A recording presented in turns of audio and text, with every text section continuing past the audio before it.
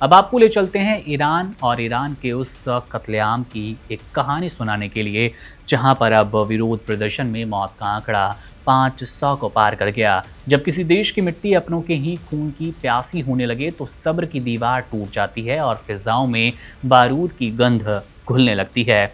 Iran की गलियों में आज चीखों, आंसुओं, धधकती आग की गवाही चौतरफा है, जहां आज़ादी की चाहत और सत्ता की सख्ती के बीच एक पूरी नस्ल कुर्बान हो रही है। ये महज एक विरोध प्रदर्शन नहीं, बल्कि एक ऐसी मानवीय त्रासदी है, एक त्रासद मंजर है जिसने दुनिया की रूह को कंपा दिया।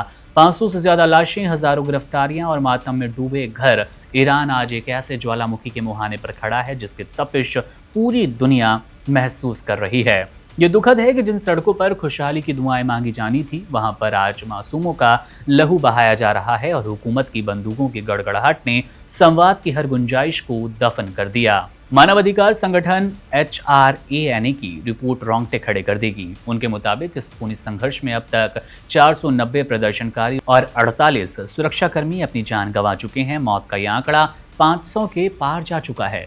अब इसमें न जाने कितने सपने और कितनी उम्मीद हमेशा के लिए अब खामोश हो गई। 10,600 से ज्यादा लोगों को सलाखों के पीछे ठूस दिया गया, जहां उनकी नियति का फैसला किसी अदालत में नहीं बल्कि सत्ता के गलियारों में होना है। यह आक्रोश 28 दिसंबर को महंगाई और गिरती अर्थव्यवस्था के खिलाफ शुरू हुआ, लेकिन जल्द ही इसने 1979 के इस्लामिक क्रांति के बाद की सबसे बड़ी व्यवस्था विरोधी लहर का एक रूप ले लिया। लोग अब सिर्फ रोटी की नहीं बल्कि अपनी पहचान और आज़ादी की बड़ी और कड़ी मांग कर रहे हैं, बुनियादी मांग कर रहे हैं।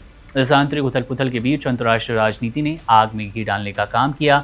ईरान की संसद के स्पीकर और रिवॉल्यूशनरी गार्ड्स के पूर्व कमांडर मोहम्मद बाकिर कालिबाफ ने सीधे तौर पर अमेरिका और इसराइल को ललकारा है। उनकी चेतावनी में नफरत और इंतकाम की साफ झलक है। उन्होंने कहा कि अगर राष्ट्रपति डोनाल्ड ट्रंप ने सैन्य हस्तक्षेप की गलत गणना की तो अंजाम बहुत भयानक होने वाले हैं। अब ईरान ने साफ कर दिया कि अगर उस पर आंच आई तो समूचे क्षेत्र में मौजूद अमेरिकी सैन्य अड्डे और इजरायली ठिकाने उसके वैध निशाने पर होंगे। ये धमकी उस खौफनाक मंजर की ओर इशारा कर रही है जहां पर एक स्थानीय विद्रोह किसी भी वक्त तीसरे विश्व युद्ध जैसी विभीषिका में तब्दील हो सकता है।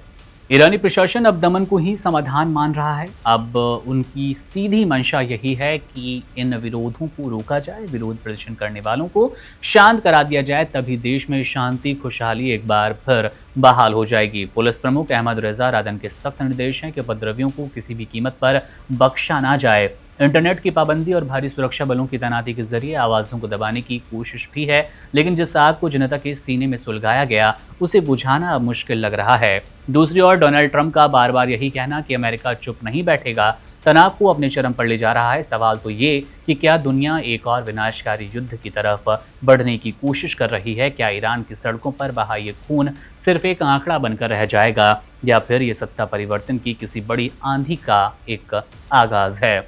आज ईरान का हर कोना दर्द से कराह रहा है और दुनिया तमाशबीन बनी है। उस अंत का इंतजार कर रही है जो शायद किसी के लिए सुखद तो नहीं होगा, लेकिन छोड़ जाएगा सैकड़ों मौतें और खून से सनी वो ज़मीन जो एक इतिहास के पन्ने में अपनी जगह रखेगी और नफरती इस संघर्ष को बार बार याद करेगी।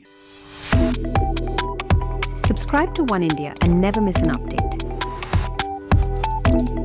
Download the One India app now.